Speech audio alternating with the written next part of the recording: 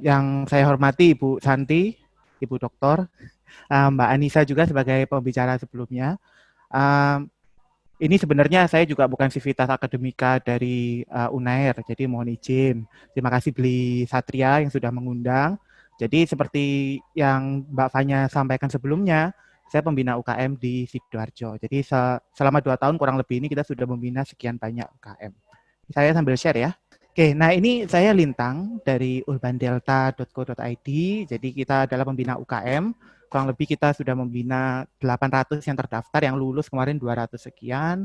Dari sekian yang lulus itu kita kolaborasikan produk, karena teman-teman tahu ya, kalau UKM itu umurnya seibu-ibu kita. Jadi bukan ibunya adik kita, tapi ibunya teman-teman yang umurnya sudah 19-20. Jadi dari bayangkan ya umurnya berapa. Beliau-beliau itu sama sekali nggak bisa diajakin ngomongin penyampaian digital, terus digital marketing, sosial media nggak paham gitu. Jadi ya perlu pihak ketiga, salah satunya adalah kami dari Urban Delta. Jadi kita ada 10 produk kolaborasi, kurang lebih sudah menghasilkan omset 2M. Ini belum banyak udah dibandingkan ladang 5 atau apalagi UNER gitu ya. Jadi cuman ini pencapaian tersendiri lah untuk teman-teman UKM di Sidoarjo. Nah, di era pandemi ini kita semua mempunyai masalah yang sama ya, teman-teman. Betul ya? Jadi masalahnya satu, kita harus membuat orang itu lebih nyaman di rumah aja, gitu. Oh, ini cukup kedengar ya? Ada suara di belakang, nggak apa-apa ya? Soalnya kami lagi membina UKM juga di bawah. Kita ada kelas Zoom juga di bawah, agak berisik. Oke, jadi kita harus membuat orang nyaman di rumah aja, gitu ya. Itu yang masalahnya. Masalahnya adalah UKM nggak biasa dia jualan online, sosial media, paling lewat WA gitu. Nah, masalah ini akan jadi berat banget buat UKM. Nah, ini kita gesernya agak repot. Kita coba lihat aja, ini HM atau HM ya, H&M, merek baju dari barat. Dia bahkan membuat line-nya, kalau misalnya kita harusnya ke summer, nggak taunya dia bikinnya benar-benar baju-baju kayak daster gitu. Karena dia melihat pasarnya sekarang lagi bergeser ke situ. Pasarnya walaupun orang di rumah aja, dia tetap pengen kelihatan cantik walaupun cuma di rumah, kan gitu ya. Makanya yang diciptakan adalah produk-produk daster dan lain-lain gitu. Nah, melihat fenomena ini, maka paling masuk akal adalah kita menggeser usaha kita, apapun usahanya ya, yang offline tuh geser ke online. Paling masuk akal di mana? Di marketplace. Ya, ini data marketplace yang dikumpulkan oleh tim selama masa pandemi 3 bulan, itu peningkatannya sampai 54%. Gitu. Jadi orang bilang pandemi nggak punya uang, bukan. Malah tambah banyak uangnya gitu loh. Orang malah belanja online. Jadi bahkan hari ini terakhir saya lihat itu bukan 26 lagi, 50 sekian. Jadi meningkat lagi 50%. Gitu. Jadi sebenarnya orang bukan nggak punya uang, uangnya geser. Orang belinya di marketplace gitu loh. Jadi nggak ada salahnya kalau kita masuk ke marketplace. Cuman yang jadi masalah adalah ketika kita masuk ke marketplace tuh, lihat teman-teman. Kaos ya, harganya 12.000. Gimana? How you beat that? Kaos ini, UKM bikin kaos mati-matian modalnya 15.000, disuruh jual 19.000 nggak masuk akal, kan gitu ya. Gantungan kunci pom-pom nih 500 rupiah, kan nggak masuk akal ya. Gimana caranya masuk ke sana? Jadi nggak bisa teman-teman. Jadi kita nggak bisa kalau sekedar hanya masuk aja jualan barang komoditi. Kita core-nya bisnis, kalau bisnis itu harus menyelesaikan masalah. Maka dari itu kami punya 5 tahapan nih untuk mengajak teman-teman UKM dari yang sebelumnya cuma jualan produk biasa, dia harus melakukan tahapan ini untuk nanti berharap cuan di belakang di nomor 5. Nah, tahapannya apa aja? Kita harus riset dulu value-nya, kita harus develop produknya, kita harus bikin kontennya. Teman-teman ini ya, komunikasi di sini, mengkomunikasikan konten ini juga teman-teman komunikasi dan monetize. Baru kita bisa mengharapkan uang di belakang ketika kita sudah laksanakan 4 tahapan itu. Nah, ini terima kasih buat Ibu Dr. Santi tadi sudah dijelaskan dasarnya ya. Jadi saya lebih banyak teknis teman-teman sebenarnya. Jadi kalau ngomong kayak gitu itu agak repot. Cuma kalau teman-teman mau tanya silahkan nanti atau langsung secara teknis juga nggak masalah. Gitu. Jadi pertama kita dulu value-nya, karena saya anak web, jadi saya percaya sekali apa yang dicari di web itu adalah apa yang dicari oleh orang banyak gitu. Nah, di website, teman-teman, ini saya pakai Google, cuman Google-nya saya agak beda ya, itu ada. Jadi, begitu saya ketik makanan sehat, ini kan kata kunci ya. Apakah makanan sehat banyak dicari? Ternyata banyak oleh orang Indonesia, dicari 14.800 orang. Makanan sehat aja. Nah, saya kalau ilmu SEO, saya nggak bisa bermain di makanan sehat tok. atau di makanan sehat aja, karena saingan saya bakal terlalu banyak. Maka saya coba ambil bisa misal makanan sehat untuk diet gitu ya. Itu dia lebih kecil kata kuncinya. Jadi sebenarnya kalau riset value itu begini-begini aja. Gitu. Jadi kita riset dulu apa yang banyak dicari, baru bikin produknya gitu loh. Jadi jangan kita mentang-mentang cuman bisa bikin keripik tempe, kita bikin keripik tempe aja cari siapa yang jual. Jangan. Siapa tahu nggak ada yang mau. Katanya begitu kita lihat di internet yang banyak yang nyari makanan sehat, atau lebih spesifik lagi makanan sehat untuk diet gitu, atau yang lebih kecil lagi untuk ibu hamil muda lo ada lagi. Jadi kalau kita bisa bikin value makanan sehat khusus untuk ibu hamil muda, wah sangat niche sekali. Kita dapat 1.600 pengunjung, kita anggap 10%-nya konversi 160 per bulan, kan lumayan tuh. Gitu ya. Jadi ini selalu mainnya kita riset dulu. Apalagi teman-teman mahasiswa yang sudah mau skripsi, riset itu nomor 1 ya. Sama nanti di bisnis kepake lagi. Jadi harus wajib riset gitu. Ini salah satu sederhananya pakai Google. Nah, ini untuk Google-nya bisa punya tampilan seperti itu, saya pakai ini namanya, apps-nya Neopetl. Boleh dipakai, silakan. Atau Ubersuggest, pakai Moz. Ini kalau teman-teman fokus di konten marketing website, pakai Moz sama pakai SEMrush. SEMrush agak mahal buat mahasiswa, Moz sama Neopetl ini gratis. Gitu. Silakan dipakai yang mana terserah ya. Saya agak teknis sedikit ya, apa ya? Mohon maaf. Nah, tempat kedua di mana orang banyak mencari barang adalah di marketplace gitu. Jadi nggak cuma di Google. Kadang kalau misalnya di Google kan bagaimana cara. Berarti konten di situ main. Tapi kalau kita mau cari produk benar-benar banyak yang dicari, langsung ke marketplace teman-teman. Nah teman-teman kan pasti rajin ya ke Shopee, ke Tokopedia. Nah saya sarankan sekarang coba ganti ke laptop. Jangan pakai shopee.co.id tapi pakai seller.shopee.co.id. Fungsinya untuk apa? Untuk mencari kata kunci gitu. Jadi di situ kita bisa cek kata kunci apa yang banyak dicari gitu. Sama mirip sebenarnya. Ya. Nanti kita bisa tentukan produk apa yang lagi laris di situ. Lagi laris di marketplace. Misal ini contoh aja ya gitu. Nah, ini kita cari aja yang volume pencariannya sampai 1.000, 10.000 gitu. Itu yang kita cari. Nah, cuman ingat teman-teman kalau mau masuk ke marketplace, pastikan dulu produknya nggak perlu banyak edukasi ya, jadi mudah umum dan lain-lain gitu, dan murah dan banyak varian dan lain-lain gitu. Nah, ketika kita sudah menyelesaikan riset, setelah kita tahu, walaupun ada juga ya di sosial media itu bisa pakai Flick namanya, atau di YouTube juga bisa pakai Neopetl, sama juga di sosial media itu bisa kita cari mana yang banyak dicari gitu. Nah, setelah kita tahu produk apa yang banyak dicari, maka kita develop produknya. Nah, di sini di sisi marketing yang kita develop bukan hanya produknya aja, kita harus develop infrastruktur digitalnya namanya. Jadi infrastruktur digital itu apa aja? Saya sangat saranin teman-teman komunikasi apalagi ya, mulai sekarang buat blog sendiri. Mau blogspot boleh, mau yang berbayar terserah, mau WordPress boleh, terserah. Nah, kenapa itu melatih menulis? Kenapa menulis penting? Karena itu dasarnya marketing. Dasarnya konten marketing, mau video sekalipun dasarnya nulis. Jadi wajib nulis, wajib belajar nulis dari sekarang. Gitu, nggak cuma skripsi aja ya. Sayang banget kalau karya ilmiah kita cuma skripsi. Nah, infrastruktur itu selain website, kita juga bikinkan sosial medianya semua ya. Jadi kalau kita nanti teman-teman pasti bakal banyak sekali kesempatan untuk menjadi sosial media manager atau sosial media management. Saya sarankan kuasai minimal Instagram sama Facebook. Minimal itu aja, atau Instagram aja gitu. Pahami algoritmanya dan lain-lain gitu. Plus website gitu. Karena nanti banyak manfaatnya di belakang. Ini saya kasih tahu di belakang aja. Ya, jadi ini misal Instagram, jadi algoritmanya per kemarin April itu kurang lebih seperti ini.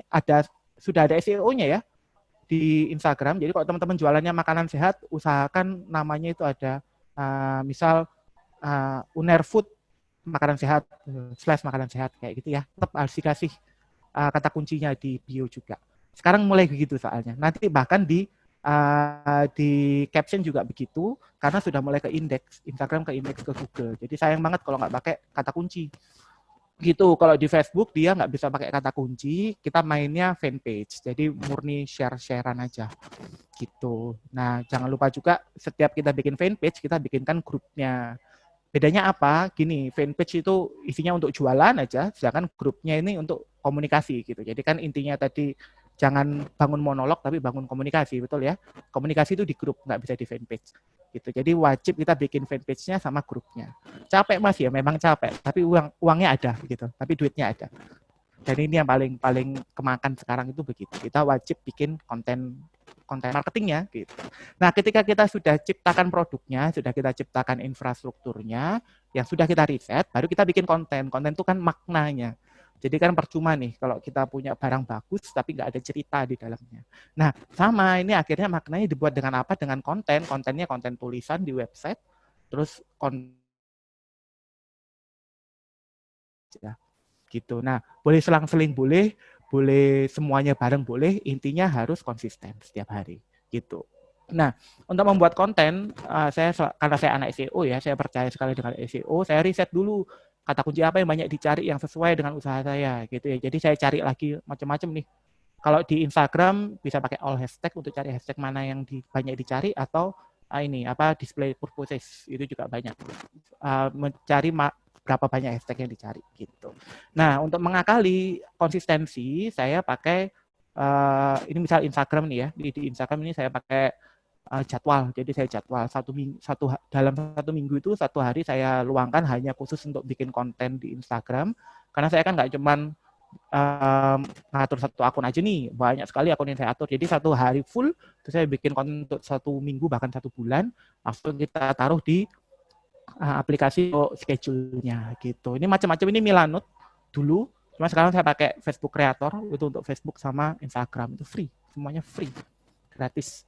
Nah, buat Instagram saya ingatin teman-teman, kalau teman-teman mau fokus di dunia influencing atau di dunia per-Instagraman, jangan lupa bikin dulu Instagramnya, jangan kayak Instagram saya yang lama ini ya, gaduh-gaduh kayak gini ya. Bikin yang senada. Jadi begitu orang masuk ke akunnya, dia bisa langsung tahu ini akun tentang apa gitu. Jadi pastikan akun teman-teman itu senada kayak GoodFood seperti ini. Jangan terlalu gaduh-gaduh. Ya. Nah, sama ingat sebenarnya nggak hanya Instagram. Algoritma semua sosial media itu mengutamakan konten yang relevan, konsisten, terus bisa menarik perhatian paling lama selama mungkin gitu ya, sama menciptakan interaksi gitu. Jadi wajib kita bikin konten yang konsisten, tuh wajib setiap hari. Di situ kita juga wajib bikin konten yang bikin orang bacanya lama atau lihatnya lama, menggugah interaksi, dan ada relevansinya dengan user gitu ya. Jadi sesuaikan aja. Nanti teknisnya boleh tanya deh di Q&A nanti terakhir. Nah, jangan lupa setelah kita buat kontennya, baru kita share. Nah, share-nya itu nggak boleh cuma di satu platform, teman-teman. Jadi kalau sudah bikin di website, sudah ditaruh, kita hanya mengandalkan SEO. Sayang banget. Jadi kita wajib juga share lagi ke sosial media Facebook. Di Facebook fanpage tadi, di-share lagi ke grup Facebooknya. Ini ya, ini jadi kan fanpage nih. Di-share lagi ke grup yang sesuai, di-share lagi ke Instagram, di-share lagi ke YouTube gitu ya. Jadi jangan pernah berhenti nge-share gitu. Mas capek, Mas memang capek, tapi ini ada duitnya gitu. Jadi memang di sini paling kemakan gitu. Nah, dan jangan berhenti aja. Saya pokoknya fokus di Instagram aja. Sayang banget. Facebooknya mainin juga, YouTube-nya mainin juga, Twitter-nya mainin juga, LinkedIn-nya mainin juga, Quora-nya mainin juga, WhatsApp-nya juga mainin. Gitu ya. Nah, ini aturan-aturan aja. Jadi kalau intinya sebenarnya kita harus bikin konten yang bikin orang bertahan lebih lama gitu. Jadi kalau di Instagram, daripada kita foto-foto random, lebih baik kita foto yang bisa menahan orang agak lama gitu. Terserah, itu teman-teman, masalah kualitas itu nomor sekian sebenarnya dilihat oleh Instagram. Instagram cuma lihat konten ini itu menahan orang lebih lama gitu aja sebenarnya. Oke. Nah, ini nanti ada di share ya. Nanti tinggal silakan dipakai aja. Nah, setelah kita lakukan 4 tahapan tadi, kita sudah riset produk kita sudah bangun infrastrukturnya, terus kita juga sudah bikin kontennya yang sesuai, ya, sesuai dengan apa yang banyak dicari. Baru sudah kita komunikasikan di sosial media, baru kita bisa berharapkan cuannya gitu. Jadi kita nggak bisa langsung ngarepin duitnya, teman-teman. Di awal kita pokoknya saya mau jadi influencer, saya posting aja gitu, nggak bisa. Kita harus riset dulu, kita mau jadi influencer apa, kita mau jadi affiliate marketer apa, dan apalah, lain-lain. Gitu ya. Nah, bagusnya lagi, kalau kita sudah membangun secara disiplin 4 tahapan tadi, kita akan punya 5 income stream yang berbeda. Gitu. Jadi, kalau kita sudah bangun, kita bisa mengharapkan penghasilan nggak cuma dari satu aja, misalnya penjualan produk. Kita bisa mengharapkan minimal dari 5 tempat ini. gitu ya. Ada lagi sebenarnya lebih dari ini, cuman yang mudah dipahami yang 5 ini. Pertama jadi influencer. Jadi karena teman-teman itu rajin membangun sosial medianya, otomatis teman-teman bakal punya basis massa sendiri. Nah, teman-teman bisa daftarin diri tuh ke Sosiabas. Ada lagi sih sebenarnya yang lain, macam-macam. Contohnya aja cari content creator marketplace gitu di Google, banyak sekali pilihannya. Salah satunya di Sosiabas. Jadi sebagai influencer, teman-teman akan dibayar per konten, gitu ya enaknya ya. Jadi nanti per konten dibayarkan, teman-teman langsung bikin kontennya gitu ya. Jadi sistemnya transaksional. Misal saya ini brand kecil, saya pengen mikro-influencer yang followernya nggak nyampe 10.000, saya punya budget cuma 50 sampai 100.000, nggak apa-apa kan? Diambil aja, teman-teman bikin kontennya selesai, gitu ya. Jadi nyarinya di mana bisa di Sosiabas atau manual juga bisa. Intinya bisa jadi influencer. Kedua jadi affiliate marketer, ini agak beda sama influencer. Kalau influencer kan kita dibayar per konten tuh. Kalau affiliate, istilahnya kita kerjasama dengan pemilik produk digital, kita bakal dikasih link gitu. Nah, linknya ini kita taruh di artikel yang kita buat di web, atau teman-teman bikin konten di YouTube, itu cek link di bawah, itu affiliate semua. Jadi kalau teman-teman tahu YouTuber yang kalau tertarik sama produk ini, cek link di bawah, itu affiliate semua. Nah, setiap ada pembelian terjadi karena referensi kita sebagai affiliate marketer, kita dapat fee. Fee-nya macam-macam. Kalau marketplace itu mentok 9%, tapi kalau ini niaga hosting itu sampai 70%. Gitu. Jadi macam-macam ya, macam-macam. Ini makanya penting, kenapa kok bisa nulis, kenapa penting punya blog sendiri. Karena kalau blog kita sendiri bisa kita kasih linknya affiliate marketer gitu.